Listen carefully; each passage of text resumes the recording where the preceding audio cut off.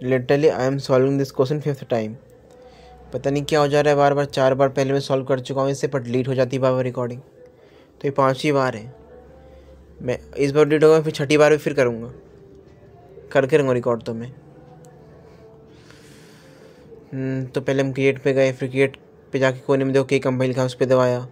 अब कई कंपनी दबा के नीचे क्रिएट लिखा, क्रिएट पे दबाया। अब क्रिएट पे जाके हमने रखा कंपनी का नाम।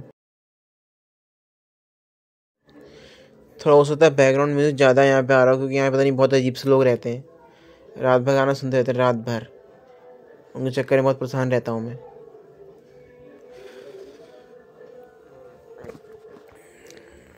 तो सब नेसेसरी डिटेल्स डाल के, ये डिटेल डालनी पड़ेगी, जो क्वेश्चन में गिवन होगा डालना ही पड़ेगा इसके अंदर। हमें स्किप नहीं कर सकते उसको हम। जैसे क्वेश्चन में फ़ोन नंबर गिवन था तो मैंने फ़ोन नंबर डाला, अगर नहीं होता तो मैं स्किप कर देता। स्किप तो शायद मैं नहीं करता, पर ना उससे कुछ और डाल देता, जैसे 000, खाली सिंगल जो डाल दिया। लेकिन जो क्वेश्चन में गिवन होगा उतनी इन्फॉर्मेशन तो हमें इसे फिट करनी ही पड़ेगी, उसको स्किप नहीं कर सकते हम।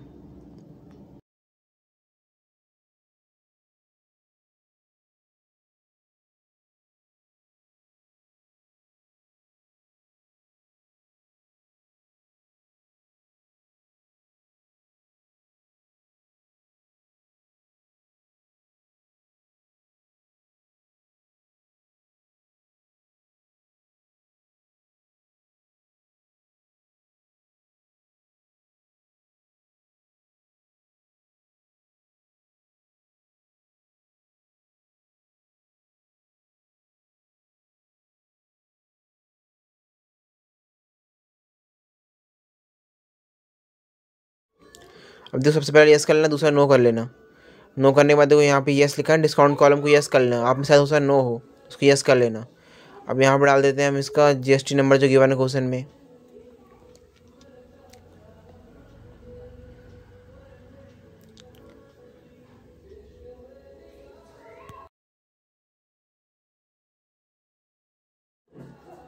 इसको नो कर लेना, इनेबल बिल वाइज एंट्री को नो कर लेना। अब जाएंगे चार्ट्स ऑफ अकाउंट पे, थोड़ा प्रो बनेंगे इसमें हम, इसलिए चार्ट्स ऑफ अकाउंट में जाके फिर हम जाएंगे लेजर पे, फिर जाएंगे मल्टी मास्टर पे, फिर मल्टी मास्टर जाएंगे ऑल आइटम पे। ऑल आइटम पे जैसे मैंने आइटम डाली है सारी, बस डालनी है कैपिटल। जैसे कैपिटल अकाउंट डाला है, फिर कैपिटल अकाउंट किसके अंदर आता है, कैपिटल तो कैपिटल के अंदर ही आता है, तो कैपिटल डाल दिया।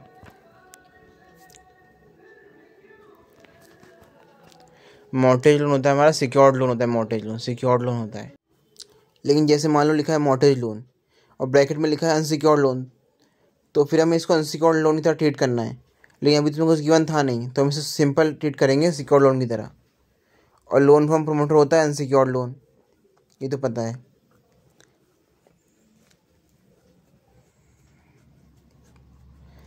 अब देखो जैसे जैसे मैंने एंट्री करी है ना, वैसे वैसे एंट्री करते चले जाना।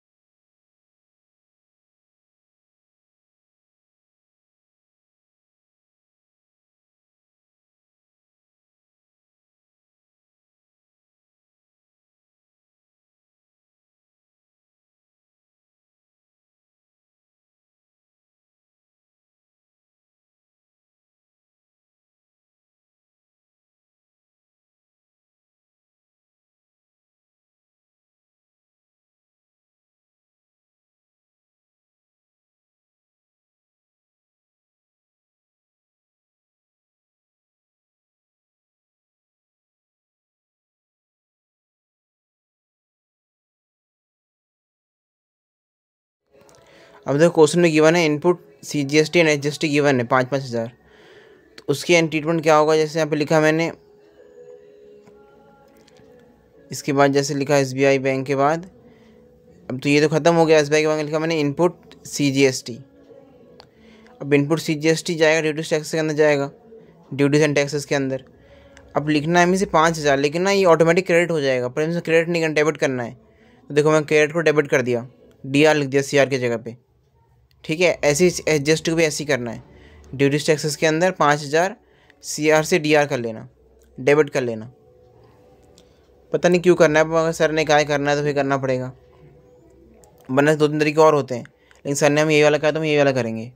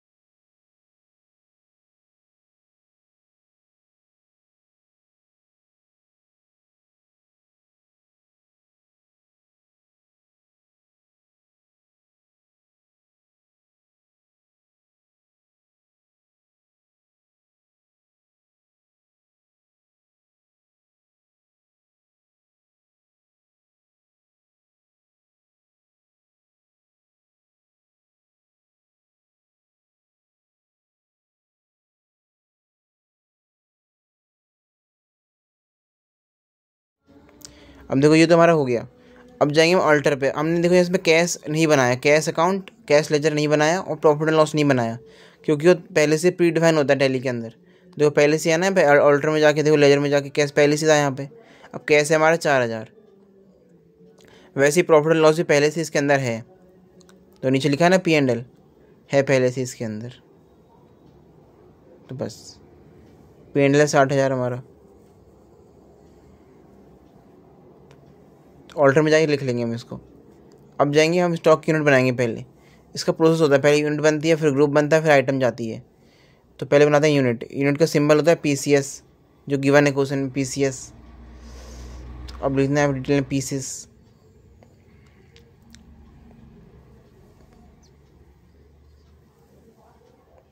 स्केप कर देना। अब जाना ग्रुप पे, ग्रुप पे सारीज दिए गिवन है, बस एंटर एंटर एंटर कर देना। आप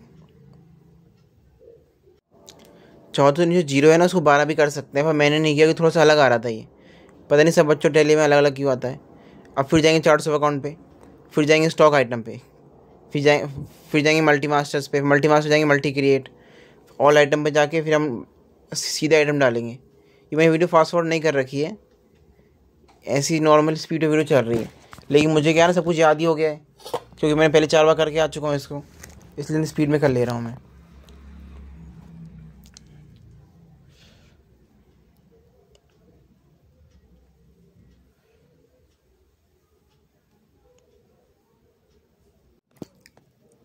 आइटम का नाम हम लिखना है पूरा, जैसे यहाँ पे क्वेश्चन क्वेश्चन में लिखा है खाली कॉटन, लेकिन मैंने लिखा कॉटन साड़ीज़, क्योंकि ना आगे जाके ना, ताकि हमें कन्फ्यूज़न ना हो, इसलिए हम पूरा नाम लिखते हैं, कॉटन साड़ीज़, सिल्क साड़ीज़।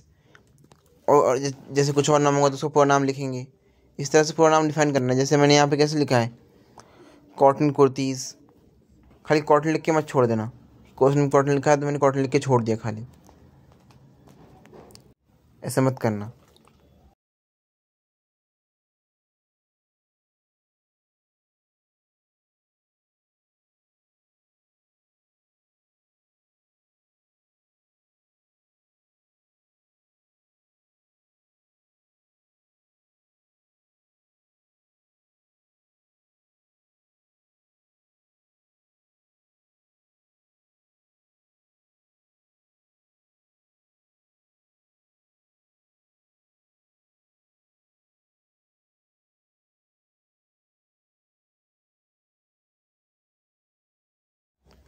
अब एक बार अपनी बैलेंस शीट चेक कर लेते हैं, ओपनिंग बैलेंस शीट मैच होती है कि नहीं होती है। देखो बैलेंस शीट खोली मैंने, देखो मैच हो रही है ना, क्वेश्चन से मैच हो रही है। क्योंकि क्वेश्चन में इनपुट गिवन 10,000 था, इसलिए इनपुट मैंने टोटल से माइनस कर दिया। अगर आउटपुट 10,000 गिवन होता मैं आउटपुट 10,000 प्लस कर देता, तब जाके मैच करता। जैसे क्वेश्चन बैलेंस शीट में कितना है, 7,71,000 है, 81,000 है ना, लेकिन इनपुट 10,000 गिवन है, 10 मैंने माइनस कर दिया तो 7,71,000 हो गया मेरा real total of balance sheet. तो इसका मतलब बैलेंस शीट मैच हो रही है हमारी। तब आगे वाउचर एंट्री पे, तो पहले वाउचर एंट्री किसे करेंगे, परचेज़ की। तो परचेज़ पे फिर परचेज वाउचर दबाएंगे F9। परचेज़ में जाके पहले अकाउंट बनाएंगे सारे के सारे। जैसे परचेज़ हमने किससे किया, परचेज़ हमने किया मिस्टर शाह से, तो मिस्टर शाह का अकाउंट था नहीं हमारे पास। अब परचेज़ किया तो हो गया क्रेडिटर ना, कि आप पैसे उसे पे करना है, तो क्रेडिटर हो गया मिस्टर शाह, तो मिस्टर शाह को डाला क्रेडिटर के अंदर। अब इसमें परचेज लेजर भी तो नहीं है हमारे पास, तो वही बनाना पड़ेगा हमको परचेज लेजर। तो यहाँ पे एंटर करेंगे, क्रिएट दबा के परचेज लेजर बनाएंगे, परचेज अभी जाएगा परचेज के अंदर ही। सेम ऐसे ही सेल्स में भी होगा, मगर सेल्स के लिए आपको पहले सेल्स वाउचर में जाना पड़ेगा F8 दबा के। F8 अगर लैपटॉप है तो लैपटॉप में जाना पड़ेगा FN प्लस F8, लेकिन अगर लैपटॉप में फंक्शन की लॉक हो रखी है तो फिर F8 से भी काम हो जाएगा।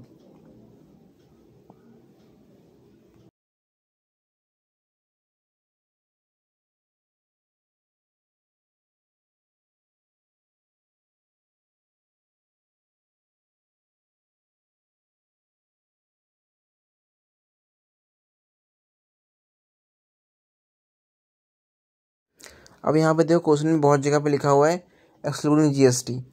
इसका मतलब है GST नहीं लगाया अभी हमने इसमें, GST लगाना है हमको, तो इसलिए GST लगा देना उसके अंदर। लेकिन कभी कभी क्वेश्चन में लिखा होता है परचेज अनरजिस्टर्ड, तो खाली परचेज के केस में अगर अनरजिस्टर्ड होगा तो हमें नहीं लगाना GST, बस यही केस है, GST नहीं लगाना। अगर हमारी सेल्स अनरजिस्टर्ड हुई तब भी GST लगेगा लगेगा, क्योंकि हम तो रजिस्टर है ना भाई, हम तो रजिस्टर हैं, हम तो अपनी GST रिकॉर्ड करेंगे करेंगे। इसलिए सेल्स के केस में मैटर नहीं करता कि रजिस्टर्ड क्या अनरजिस्टर्ड, मगर परचेज के केस में करता है।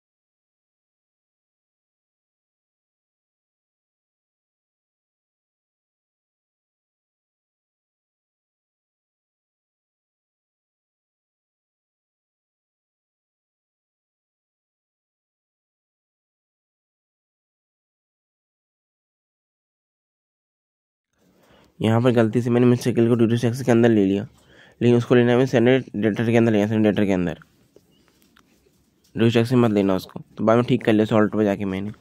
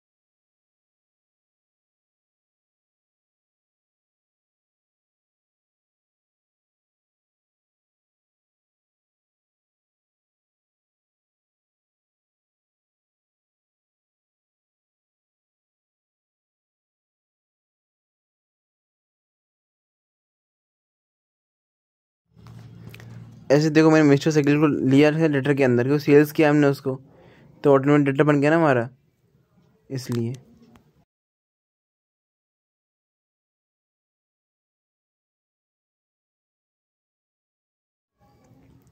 अब देखो नेक्स्ट एंट्री हमारी एयर कंडीशनर पे, जो कि हमारा फिक्स्ड एसेट है, जिसका हम बिजनेस नहीं करते हैं, हमारा फिक्स्ड एसेट है जो हमारे लॉन्ग टर्म में काम आएगा हमारे बिजनेस में।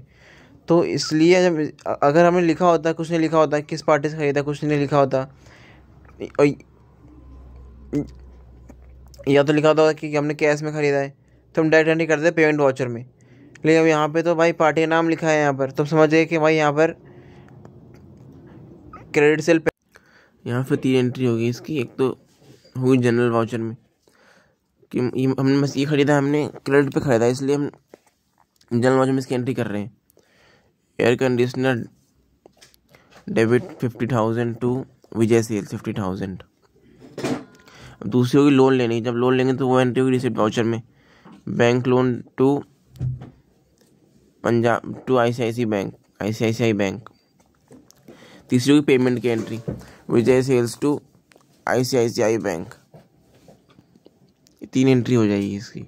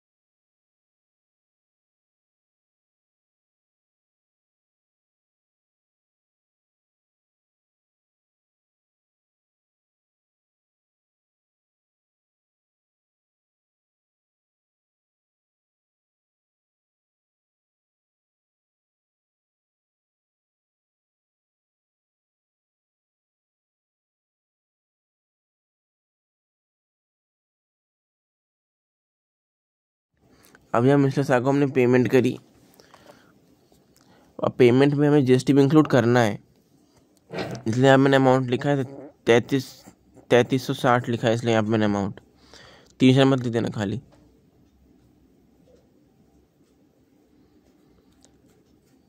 और जितना अमाउंट कम हमने पे किया उसे डिस्काउंट रिसीव में डाल देंगे। डिस्काउंट रिसीव मतलब इनडायरेक्ट इनकम।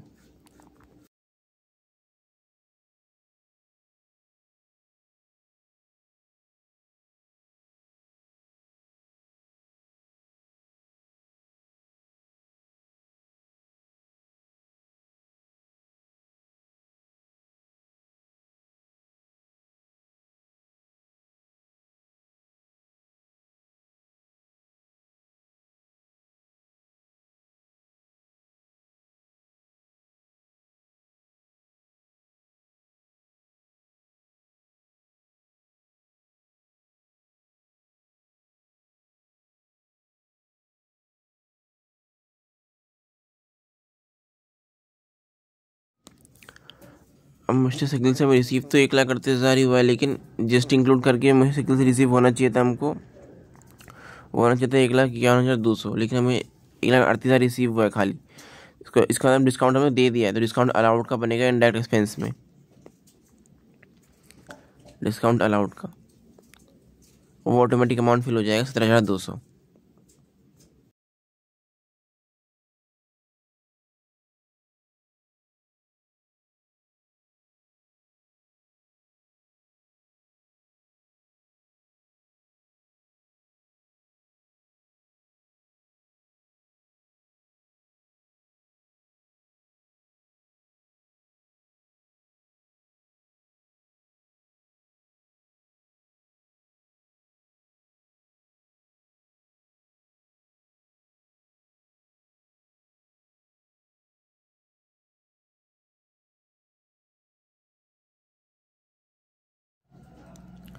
वो यहाँ पे लिखा सिंपल पेमेंट कर दी, बस सिंपल पेमेंट मैंने कर दी, सिंपल पेमेंट लिखा, सिंपल पेमेंट मैंने कर दी, फिर कुछ और लिखा नहीं था कि फुल सेटलमेंट में करिए कि नहीं करिए।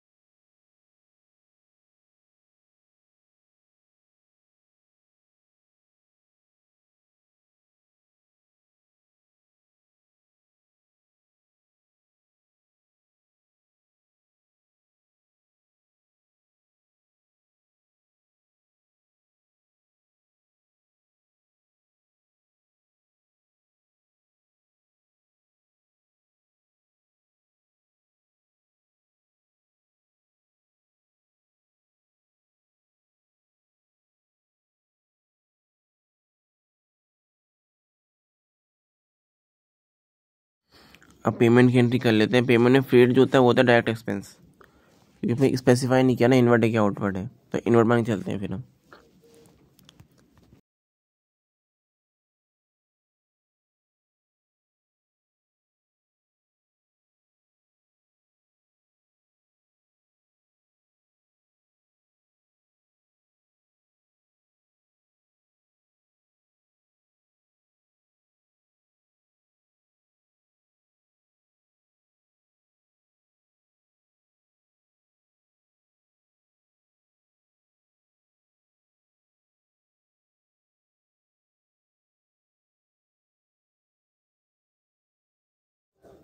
अब रेंट प्लस रेंट आउटस्टैंडिंग मिला के 20,000 था, और रेंट आउटस्टैंडिंग दे रखा 16,000, तो रेंट ऑटोमेटिक हो जाएगा 4,000।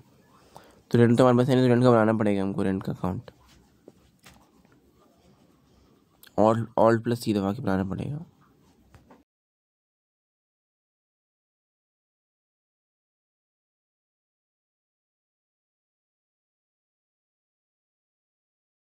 अब जो टैक्स हमने पे किया, और टैक्स को ड्यूटी टैक्स में लेना है हमको, उसको लेना है हमें इनडायरेक्ट एक्सपेंस में लेना है उसको।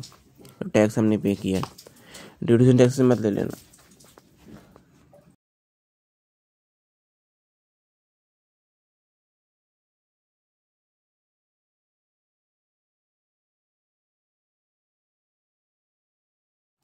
इन्वेस्टमेंट थी 20,000 की, हमने बेचा 50,000 में, तो 30,000 का फ़ायदा हो गया। तो उसको लिखेंगे हम प्रॉफिट ऑन सेल्स और इन्वेस्टमेंट अकाउंट में लिखेंगे 30,000 को। उसके लिए अकाउंट बनाना पड़ेगा ऑल प्लस सी दबा के, profit on sales of investment.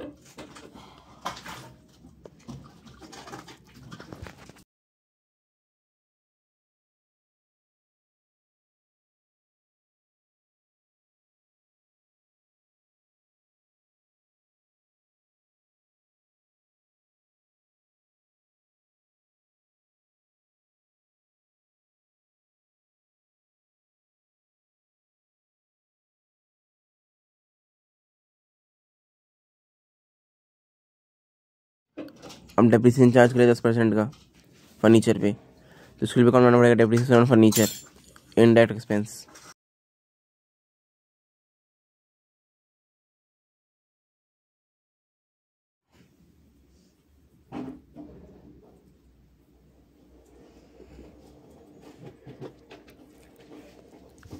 अब रेंट बनाना है हमें आउटस्टैंडिंग रेंट, तो उसके लिए रेंट आउटस्टैंडिंग हो जाए 10,000 हो जाएगा। पहले से कोई बैलेंस हमारे पास था नहीं, इसलिए। और जो टैक्स हमने पे किया, और टैक्स सेटल ऑफ भी तो करेंगे ना प्रोविजन के साथ, 36,000 क्योंकि प्रोविजन था हमारे पास 36,000 का, तो उसे हम कर सकते हैं सेटल ऑफ। कम होता है 30,000 का होता, खाली 30,000 ही करते खाली, यहाँ पर 36,000 है अभी। बाद में प्रोविजन बनाना है 20,000 का, 50,000 का था, 36,000 सेटल ऑफ हो गया, 14,000 बचा, और 20,000 बनाना है हमको, 6,000 का ही और बनाएंगे फिर। तो उसके लिए हम जाएंगे P&L अकाउंट में 6,000 टू प्रोविजन फॉर टैक्स 6,000।